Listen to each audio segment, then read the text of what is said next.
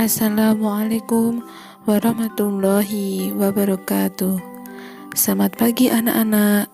Bagaimana kabar kalian hari ini? Semoga kita semua dalam keadaan sehat walafiat. Amin. Kembali lagi bersama Bu Yanti. Hari ini kita akan belajar tema 1, subtema 2, kelas 4, materi Bahasa Indonesia. Hari ini Bu Yanti akan membahas tentang gagasan pokok dan gagasan pendukung. Apakah kalian sudah tahu apa itu gagasan pokok dan gagasan pendukung? Gagasan pokok adalah sebuah pesan atau inti yang hendak disampaikan penulis kepada pembaca. Sedangkan gagasan pendukung adalah uraian yang memberikan informasi tambahan dalam suatu teks. Nah, gagasan pokok dan gagasan pendukung akan lebih mudah dipahami jika disusun dalam bentuk diagram. Berikut ini cara menentukan gagasan pokok dan gagasan pendukung dalam bentuk diagram. Langkah pertama yang harus kalian lakukan yaitu membaca paragraf dengan saksama. Selanjutnya, cermatilah kalimat pertama hingga kalimat terakhir. Dan tentukanlah gagasan pokok serta gagasan pendukung paragraf. Ingat, gagasan pokok itu adalah bagian inti, dapat ditulis di bagian atas atau tengah paragraf. Sedangkan gagasan pendukung adalah cabang-cabang dari gagasan pokok, dapat ditulis di bagian samping atau bawah gagasan pokok. Ayo perhatikan contoh berikut. Tari kecak adalah tarian khas dari Bali. Tarian ini menggambarkan tentang cerita pewayangan, khususnya Ramayana. Tari kecak tidak menggunakan alat musik apapun.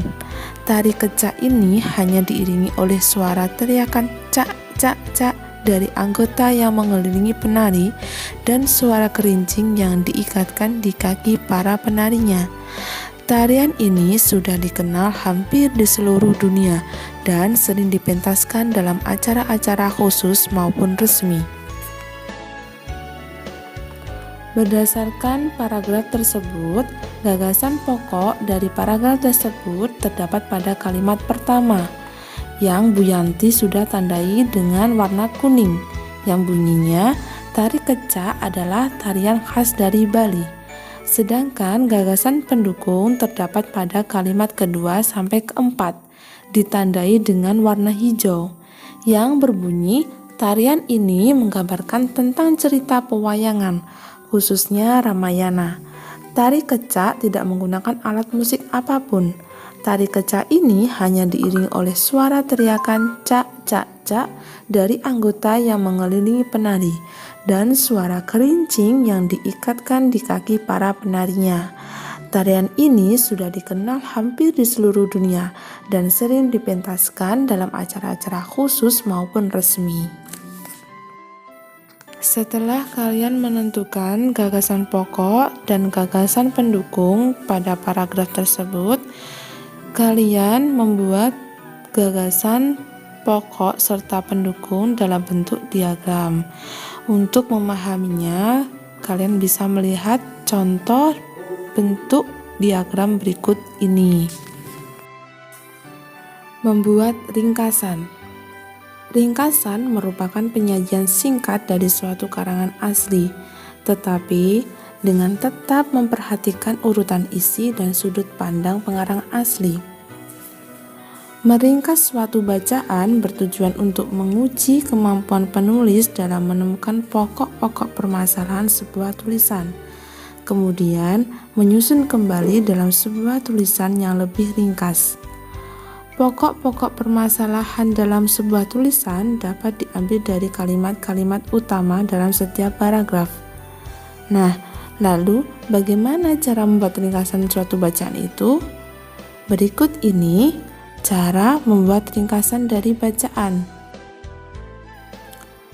Langkah pertama yang harus kamu lakukan yaitu bacalah teks dengan saksama.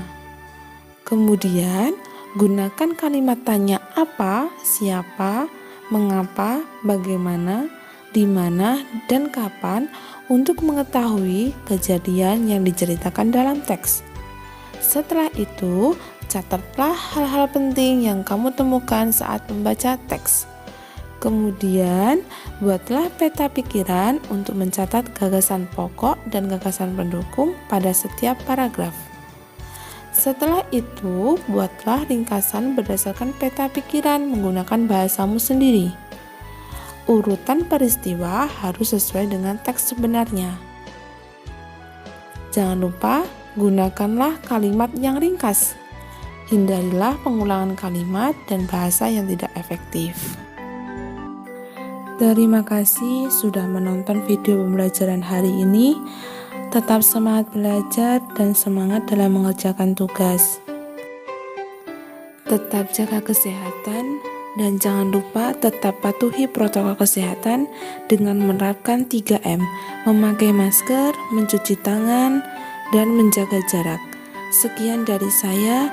Wassalamualaikum warahmatullahi wabarakatuh.